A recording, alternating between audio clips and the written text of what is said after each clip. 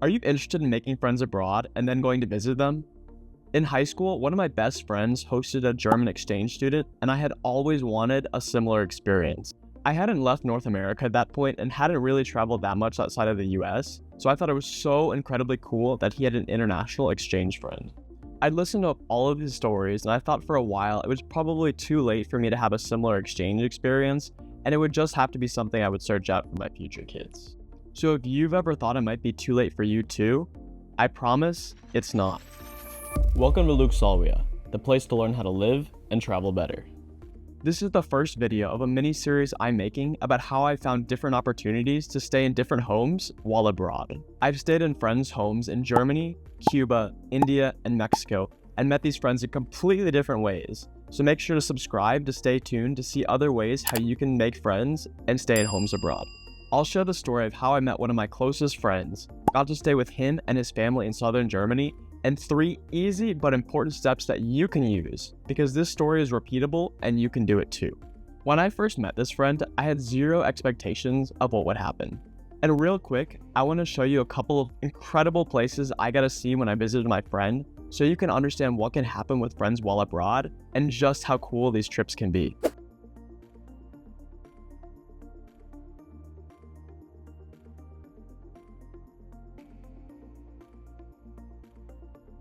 At the time, I certainly didn't think I could make friends with people from other countries until I went to college and completed my first semester-long study abroad in Madrid, Spain. If you're studying abroad and looking for new ways to meet people, I'd highly recommend checking out this video about 9 ways to meet people when studying abroad. I didn't meet my German friend while in Madrid, but on one of my weekend trips to Sevilla in southern Spain. How we met in Sevilla is fairly simple, but a total coincidence. How we followed up after Sevilla is what made all of the difference, so be sure to stick around so you can apply these lessons to your travel. I was wandering around Sevilla with one of my friends, speaking English and eating gelato. Yeah, total American moment. We were approached by a tall German guy who asked if we were American. Yeah, and he asked if he could tag along with us for the day. This brings us to our first tip. Tip number 3, about how to make solid friends when abroad. I know it's a little cliche, but it's still very important. When traveling, you'll be in a lot of new situations that you wouldn't have back home. You probably also have flexible plans if you're backpacking. Use the time and flexibility to meet new people, try different things, and live experiences that grow you as an individual. Keep an open mind. My American friend and I said yes to the German's invitation and hung out with him in Sevilla. Before sharing some important steps to keep building the friendship, I want to give the TLDR of his story because it gives a more full picture of the world of travel rather than just the American side.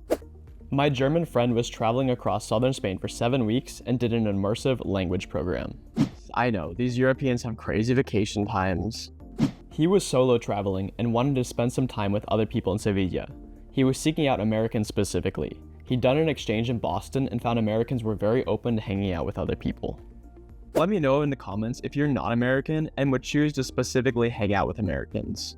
I want to see if that's a hot take or not. But anyway, the point of the story is that he was open to meeting new people and he put himself out there, which brings us to tip number 2.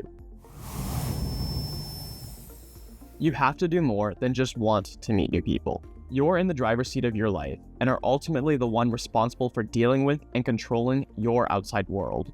Bring that main character energy and lead your life. No NPCs on this channel. My American friend and I weren't necessarily looking to meet anyone on our Sevilla trip, and had the German not reached out to us, we wouldn't have met him.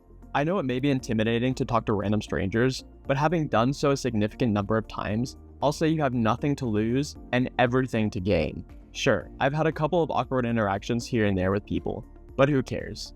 I also have many great friends around the world like this German. If you weigh the pluses and the minuses, meeting new people always wins. Alright, now that you've made the friend, what's next?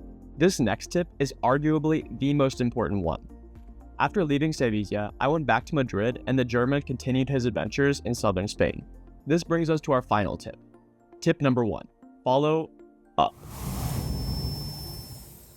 Since I lived in Madrid and he hadn't been there yet, I invited him to come stay for a weekend. Another little aside. Before traveling a lot, I would have thought it would be a huge deal to travel anywhere new with a new person and would only travel with close friends. After traveling a fair bit with friends and more or less strangers, I'll say that it isn't really as big of a deal as I made it out to be, and is actually fairly common, especially with backpackers and people who stay in hostels. If you're worried about it, I would say think it through, and it really isn't as bad as it may seem. You either have a lot of fun or some good stories. Anyway, I invited him to visit Madrid, and he accepted, stayed the weekend at my apartment, and we hung out and explored the city. By this point, we were becoming pretty good friends. He reached out to me and wanted to see if I would come visit him in Germany. And if you've seen my video on the famous method, where to travel to next, you'll know that I think staying with friends and family is the best way to travel. So I saw him in Constance in southern Germany. Then I invited him to come visit me in Austin, Texas, which to my surprise he did. And then I invited him to come visit me in Copenhagen, Denmark when I lived there. And then he invited me to come visit him in Freiburg, Germany, where he studied for university. Next, I'll be inviting him to come visit me in Morocco when I live there later this year. We have an incredible friendship that started out in such a random way. Gelato on the streets. A simple hello while strolling through the streets of Sevilla is all it took at first. But all those steps afterward are what made all the difference. Just to recap, be open to new experiences and go in open-minded. Put yourself out there and bring that main character energy. And if you really like the people you meet while abroad, follow up with them. Thanks for watching.